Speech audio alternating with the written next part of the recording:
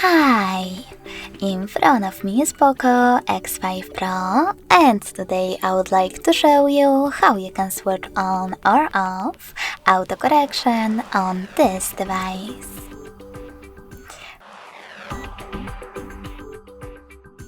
First of all, go into Settings and scroll down to access additional settings.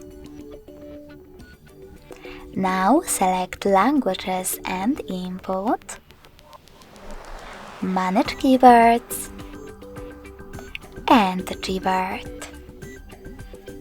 Finally, click on Text Correction, scroll down just a bit, and tap on this switcher next to autocorrection to switch it off or on. Thanks so much for watching. If you enjoyed this video, smash that like button, comment, and subscribe. Bye!